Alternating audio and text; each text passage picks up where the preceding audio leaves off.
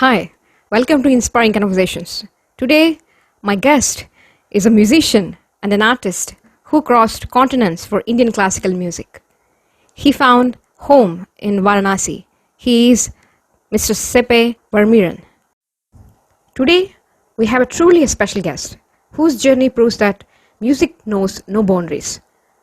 Originally from Belgium and lovingly known as Ramji in sacred city of Varanasi, he is a devoted Sitar artist who chose the path of Indian classical music and spiritual living. It is an honor to welcome Mr. Seppe Ramji to our conversation today.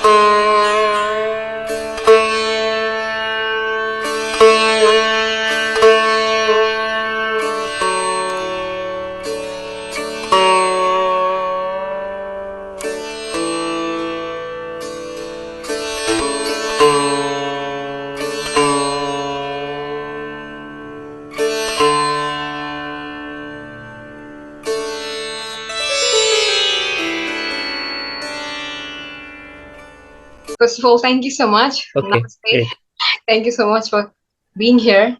And I'm so honored to have you in Inspiring Conversations. And I first saw your reel on Instagram and I was wondering when to podcast you because you are very talented and I saw the spark in your music and also in your passion.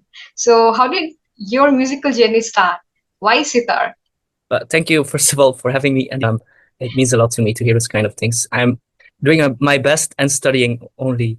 But I got interested in Indian classical music when I was about 14 years old. Oh. I saw a documentary about George Harrison, the guitarist of the Beatles.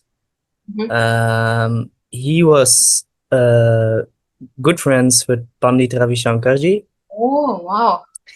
He also used a lot of Indian classical instruments in the music of the Beatles. If you're enjoying our inspiring conversation, then don't forget to subscribe to my channel and press that bell icon so that you will get notified whenever I upload a new video. Let's continue our conversation. And so I got interested, but also in Indian culture. And I really wanted to learn about sitar and Indian classical music.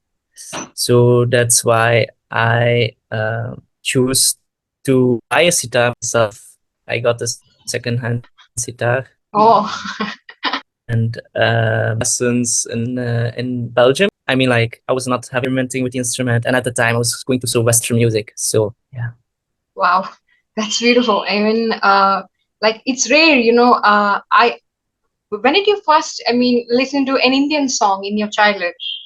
Did you get to listen to Indian music when you were a kid? I did. I was mostly listening Indian classical music, especially Ravi Shankar. They also, George Harrison and Ravi Shankar, they had an album called Chants of India where they produced like all Vedic mantras, like for example, the Shanti mantra. And I was listening to this when I was a very young kid. And I used to remember that like my sister and my parents, they were really like, what are you listening? Yeah, I was so touched by this music on a very early age. So, yeah. That's so surprising. That's really surprising. And like, I mean, how Yeah. do you know that you like Varanasi is your second home, and how did you find that? Is it a knowingness or is it a feeling inside you? How did you know that? It has become more of a feeling, but you know, I didn't know that. I went to music school and I really searched more about any music. And people who I surround myself with, they really like, you should go to India. And I had also decided to go to India to find a musical teacher. Mm-hmm. So I started out in Kashmir, Mm-hmm. and I went all the way down. I went to Amritsar, I went to Himachal, I went to Rishikesh, I went to Haridwar, and everywhere I went, this is Wow. about a period of 1 month. I asked for a local sitar maestro. Mm-hmm. So yeah, here and there were people having musical shops, and they were playing harmony, also playing Shanai, and also doing this and tabla and this and that. So I was really looking for a dedicated master, you know, like a real maestro. Wow. And then after 1 month, I came in Banaras and I asked the same question there. And it told me my Guruji's name, which is Pandit Chivnath Mirshiji. Wow. And remember where I told you that remember where I told you that I saw this master perform in Belgium when I was 14 years old. Mm. So I came to his house from day one and he accepted me. Wow. So I started taking classes like 2 or 3 times a week. Mm. Then it became four, then it became five, then 6 days. And before I knew, I was here 7 days a week in the house where I'm also making this skull from right now. So that's how it all happened. And I stayed for 8 months. I went to Kathmandu to make a new visa, came back um, until my visa extended to 90 days. Like I can only stay 3 months to come back like this. And I did this for 3 years. So I stayed like, I was literally living in India, and I was only going to Belgium to work, make money, and come back to finance my travels, my flight Right. tickets, my living here, my food, my stay, all those things. Wow. Um, so this went on for 3 years, and then unfortunately coronavirus came. So I was a little bit held back. Actually, I was here in Banaras when that happened, Mm-hmm. but around May sent me back because we didn't know what was really going on at the time. So yeah, that's. But in 2022, I came back again. So yeah. Wow. Your appearance is different, but your soul is really, really like Indian, you know? The way you touch your ear when you're saying your guru's name, it's so sweet. It's it's but see, that's the thing. That's the thing you say.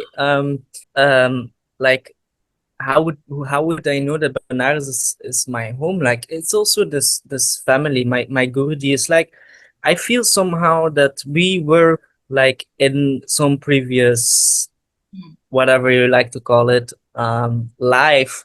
mm, previously. So it is so somehow it's not a coincidence that, you know, I'm coming from Belgium and I came in Banaras. I came in India, in this huge country, in Banaras, in this huge city, but all those musicians, I came to this house and I also saw him perform already when I was 14 in Belgium. Like there is some kind of connection.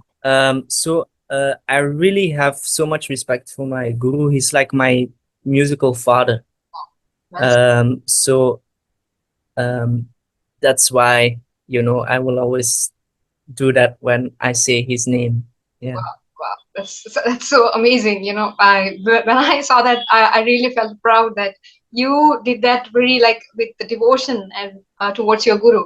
And my next question is that, and in India, like guru-shishya parampara is really like ancient thing here. So to understand that, even is a bit of kind. One needs devotion and also understanding. So what was your understanding first when you heard about guru-shishya parampara in India? Well, the idea of a guru was a bit um, more like an how to say exotic kind of idea I had because I grew up in a Western country, right?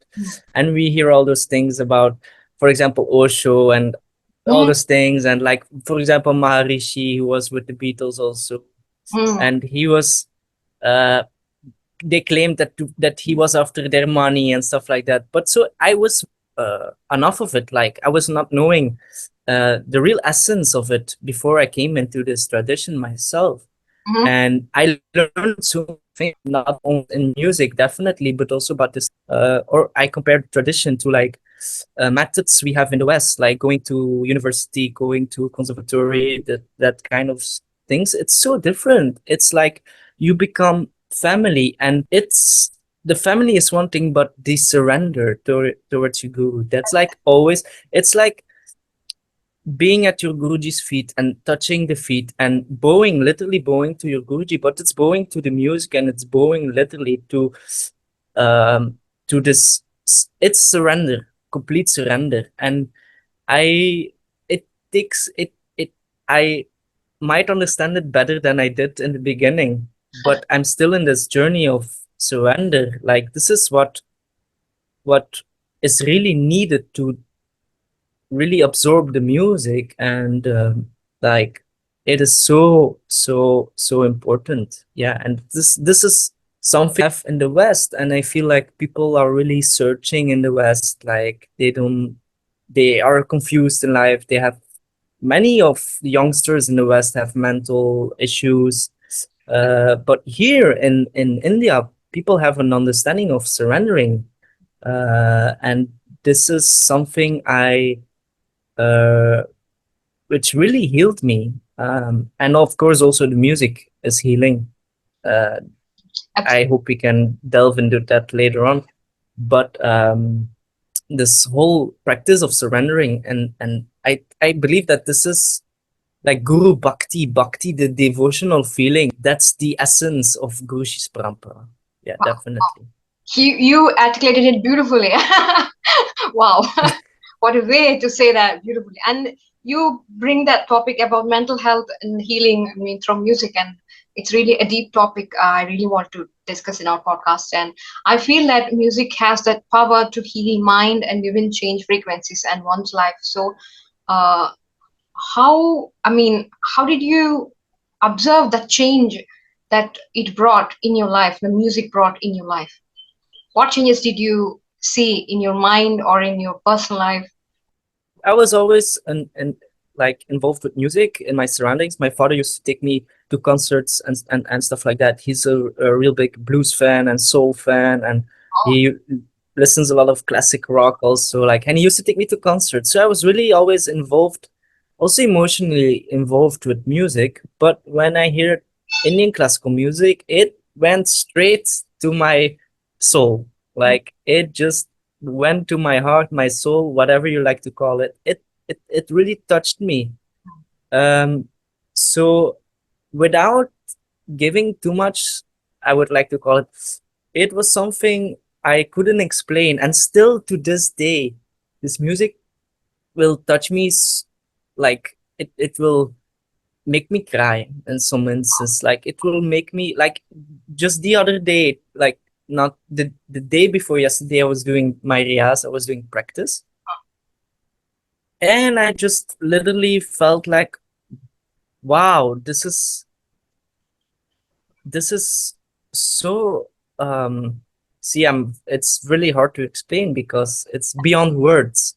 I felt literally like emotionally, because grateful to be able to play this music and to do this music. So it changed me in the way that I realized that this is always like emotionally touching me, and this is what this music is all about. It's also a lot of uh, basic practice and theoretic, means like not on paper but like sarigama pada nisa sa ni da pa ma. This is all part of the job, but the emotions really got needs you need to be able to express yourself and feeling like that you're doing that, and you're able to like really take out your emotions with this instrument, with this music, then it's like it's therapy. It's therapy. I agree. I totally Yeah. agree. Able to enjoying your own practice is the main divine thing in music, because uh, we are not only to entertain others, but we are here to feel our own practice. And the way you described it truly touched me. Even I'm not a professional singer, but I trained 1 year for Carnatic vocals, and I know how it feels when we practice, when we riyaz, and I sing for myself, and the joy that we like. I used to say to my teacher that when she sings, I feel goosebumps in my body. And when I say that to her, yeah, she says to me, exactly, you said that right. And I don't even ask her to teach me songs, but instead I just observe the way she sings the ragas, and the way she sings the notes, the jumps between the notes. And I really like that. I really enjoy that. Even in my practice, I really enjoy my own voice. I don't know if it's good or bad, but the frequency, it's giving the feeling of joy and peace when I'm practicing. So I really get that. That's really amazing. Yeah, definitely. Definitely. It's like this is exactly what I was trying to explain, that it touches something, and like you are saying, it's very hard to explain, but this is what it's some things that we feel are not to be explained, and it doesn't need to be put in words, and we have poets to do that, and I myself am not a poet, but it's whatever you say, if you can it's the practice of doing it, and even making the basic sound. Like I have a tampura going on. If I would do like what they call nadyok, like oh, even just making sa, it can heal you. Definitely. Just set it that ground tone, making that ground vibration, it can heal you. And I think this is like a form of therapy that people are not very familiar with, but it's really healing. And Indian classical music itself, it's super healing. These ragas are uh, connections. Different ragas have different emotions, and it is healing. It is therapy. So what you are describing is exactly what I meant to say. Definitely, yeah. I definitely understand that. Yeah. Even since yesterday, I had an exam. Like I felt really exhausted and like anxious. But today, before interviewing you, I was listening to your Sitar, your Instagram, and that calmed my mind and it gave me some kind of peace. I'm getting ready before the interview. I felt really calm after listening to you. Thank you so much for saying this. And I'm only studying, but it's my pleasure to have these words from you. And My pleasure. that's I'm not chasing any kind of uh, fame or any kind of kind of trend. I'm not chasing anything like that. I'm just trying to bring the music as possible, because I do value so important, and I'm so sure that the world right now, especially in the West, people really need form. In the West, I play solo, even solo. When I play solo and I play a lap, which are the introduction parts, the slow parts, the meditational parts, people are really like, whoa, this is something I never experienced before, and this is my aim. I'm not trying to show off. I'm not trying to do anything. I'm just trying to bring the music as it is. Like do my best to be this gate between what's coming and like through this instrument. Like this is my mission, I would say. Music in the purest form. Beautiful. Yeah. And like when I saw you were like So on you Instagram. are from South. Yes, yes. I'm from South India. Wait, you're from. I live in Andhra Pradesh. Okay, okay. So there you have the Carnatic system. Yeah, yeah. Acha, nice, nice, nice. Okay, So, are you yeah. familiar with? It's a different system. No, that's what I wanted to say. What I'm talking about. I'm only familiar with Hindustani music. If I would dive also into Carnatic music, I would at least need 4 or 5 years more than I felt like this is already such a deep Emotions. dive. Yeah. Like if I can merely be one drop in an ocean, I'll be happy. I'll be happy. Yeah, yeah, yeah. Really well put. Music, like classical music, is like ocean. They are two big branches, Hindustani and Carnatic. Yeah, yeah, and there's so much to offer. So much to offer. Yeah. Mhm. And like when I first even saw your reel on Instagram, I don't know where your Instagram account is, so I commented that I really want to interview this guy. I know that you're not seeking fame or anything, but I don't know why, but I felt like I should, I mean, do an interview with you, having a magical musical conversation with you. No, once again, it's my pleasure. Um, Happy to talk about this music and happy to talk about what it can do, especially its mental. I mean, like the healing powers that it has, and I feel like whenever I'm sharing that, it is beneficial to everyone who uh, Definitely, definitely. Even is putting their hearts open to listen to this. So yeah, I'm always happy to talk about that. I really want to know, I mean, I really want to express it to everyone that music is for everyone and it can heal everyone. And we can talk for hours about music. Definitely, that's for sure. That's one thing for sure. Yeah, yeah, yeah. No, no doubt about that. Yeah, That's one of my favorite yeah. subjects. If anyone asks me about ancient India, spirituality, and music, I can talk with them forever. But see, that's the thing also. Like, if you compare Western classical music, for example, it's just a few hundreds of years old. But Indian classical music has its roots in even in the Vedas. Mm, Saraswati was pictured with the Veena. So yeah, can you imagine how old this tradition is? yes, India was one of the first countries to the first part of this whole globe to develop a full 7 note scale. exactly. So where it actually came from is like they were making mantras like um, so um, Om Sahana Bhavatu da da da da da da, which is like the 3 note like, and then first of all, then they developed 4, 5, 6, 7. So this is the scale as we know it nowadays. Mm, Sani da pa ma ga re sa. So in India, they were the first like one developed to really create this full 7 note scale. So they were way ahead musically, and still to this day, people play music, for example, from Tansen, who was a great, one of the greatest singers ever who walked this earth, you know.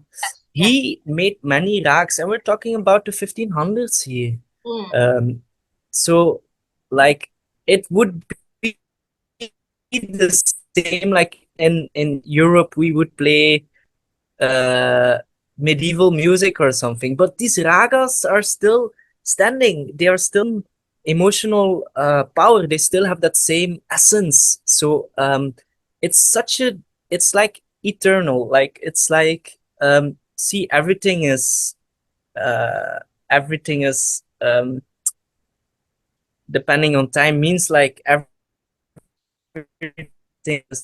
everything will once end, I believe, like things it's ending. But this music, even that's like my studying for my guru and he's studying with his gurus and he's 10th generation. Like it's almost like I can be a thing. So that's really, I'm so grateful and thankful that in this life I get this opportunity. Yeah. in music needs students like you because to learn music one needs really patience and also perseverance, and as you said, you need that surrenderance towards music and guru, and those qualities are in you. I don't know how you, I mean, managing all that since years. You are really practicing the music the way the way you are doing is really amazing. I'm very, very proud of you, and India is proud of you. Are, wow. Yeah, yeah. Thank you so much. That's so sweet. That's so sweet. Yeah. No, no. It's I feel sometimes sad that some youngsters in India, when I see younger people like from my age or even younger, Mm. they listen also a lot of electronic music. Mm. Yeah, yeah. They might listen devotional music, but Indian classical music, they're not very aware of that. But I feel like uh, a sitar um, revolution can come again. Like it can come again. I do believe in that. So yes, and I also believe that this is what people want. Like to connect with this cultural, like such a loaded music, not shallow music, not with Depth. really deep. So yeah, so I believe in even for people who are grown up in this culture, um, even for young Indian people, it's not so to listen to this music, and that's what I sometimes I feel like, man, you have this great history of this great musicians. Like, how are you not into Indian classical music? Please explain me. Like, yeah, yeah.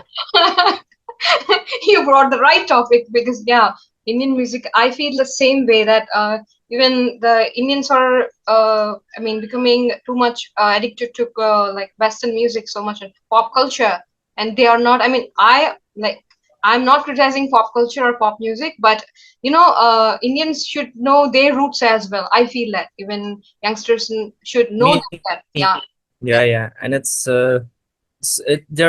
such a deep roots. It has such a amazing roots. So yeah, yeah, it's but I do believe in the revival. I do believe in the that's yeah, it. and the revival of this music, and so I would I it was would be an honor for me to be part of that. truly, truly. And like I was very interested in the word reviving, because when I was writing my second book, Shivni and Her Will, it's about like 1900 India, so how ancient India should be, and about Sanskrit, and how Indians are were on the time and now. So I'm really interested in that kind of topic. So I wrote in my novels, and I always try to revive the culture about music and about ancient Indian roots and everything. So when you use that word revive, I really like that. Yeah, yeah, and it's so amazing that you um, um, studied or that you research that cultural that culture. Uh, because once again I believe that people have the need to connect with that again, because some things are so shallow nowadays. We are looking on the like, and we are having so much things in our mind, like we're so overstimulated by all those things. So people really need to, I feel like they have the need to connect with something which is real, which has roots, which has this part of eternity, what I was talking about or Wow. trying to explain. So, um, and the thing is that people do not, they not cross paths with it easy. Like it's not convenient to have something like that. But when they make contact with it or they see something which touch them, then and that's why it's important to do this, to share this in its most purest form. So it's like when you did your research and someone would read your writing on it, like, and then you would really realize like, wow, what a great time, like what how interesting, like, and they can delve deeper and they can research themselves, they can research about it, and they can really have this realization which they might have needed for a long time. So that's where it's all about, I feel like. Yeah, yeah. Absolutely. Oh my God. I really want to talk hours with you. Thank you. Thank you so much for your time. And I'm really honored to talk to you. And I'm like Right. I'm not even touched even more topics, but I really want to. Maybe next time. I hope so. I really want to have you next time. And thank you so much. Thank you. Sure. So let's end our interview in the right note. The right note would be sa. Yeah, definitely. I'm saying that because everything is starting on sa and everything is ending on sa. Beautiful. I hope we all, let's revive our ancient Indian culture and ancient Indian music, and let's all become like, let's let's encourage them to find our own roots, and let's give them some hope that ancient Indian music can heal them and we can find our roots again. So what's your take on that? We should end. Exactly. I think that's the best way of ending, and not only for Indians. It's beneficial for every human being, and this music is beneficial for every human being. So let it be connected throughout the world, and let the world, not only for Indians but for every human being, connect with this music and feel the beneficial effects of this healing music. I think that's a really good note, good swag to end this meeting. Yes, this conversation, this interview, how you like to call it. Even having so much trouble with our internets and also Zoom, and I'm happy. Even we are, we had really an amazing and divine conversation. It's been a while since I like the conversation flowed like a river, like a Ganga river. Oh, that's nice. That's nice. I'm glad to hear that. Yeah, even this connection is not so good. I mean, we're bit talking about the connection with music only. So let's hope that message is clear. I hope so. That connection is the most important one. Yes, yes. Let me Don't ask a final question before ending the interview. So, what are you currently working on, and what would you suggest for like new musicians, young musicians out there? Do you have any message for them? uh um I feel like I'm only a new musician. Like I'm like no senior at all. Maybe your Um, few suggestions to your co-musicians. uh, Let me first of all answer on your question what I'm working on. I'm mostly studying now. I'm spending time in Varanasi, in Banaras, to study this music. I was away for some time, spending time in Belgium doing some work. I was managing a studio there, also music related. So, but now I realize that I have to surrender myself even more and delve and learn new ragas, new compositions, work on my rhythms, practice a lot. And if I'm not putting myself in the position to tell others what to do or whatever, I can only tell myself what to do, and it's practice, practice, practice, riyas, Yeah. lots of riyas, and not only what you want to do, but what you need to do. So do as many hours of riyas, and I'm telling this to myself only. So and um, share love to your music. Share love to the music. That's the most important thing.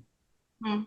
Love is essential thing in this life, and throughout our busy lives, throughout some bad experiences, we can seem to be lost from this concept of love. But love is everything we have. Love is universal, and love is the word. Yeah. And I'm not saying this as some kind of hippie, whatever. No, no, no, no. No, I'm really very serious about this. Love is what we, as a human being, have to offer.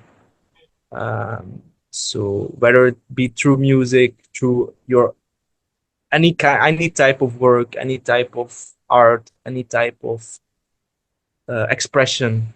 Uh, I feel like love and yeah. If you practice, you'll feel have more ability. You'll feel like you'll have more ability to express that. Uh, so yeah, that's I guess what it's all about to be able to express yourself. So I believe that music and love is universal. Like they are universal languages itself. They don't need words. mm. Everyone can understand them. If there's one thing I would add to this, it's what you just said. So yeah, it is universal and it is all one. We're all one, definitely, no doubt. We're all definitely. And throughout the midst of life, throughout the difficulties in life, we can forget. But this is the main focus. Like love is universal, and especially music. But music is love also. Feeling like I have done a great So, work in you, and our conversation is also a great inspirational, divine talk. It really changed the atmosphere. I can feel it. Thank you once again. thank you for having me. Thank you so much. Thank you so much. It's my pleasure, really. Also mine. I'm honored.